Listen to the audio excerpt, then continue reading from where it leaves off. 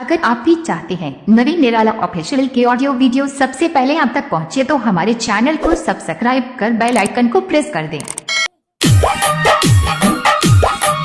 Remix by नवीन निराला Girona दक्षिण बारी टोल।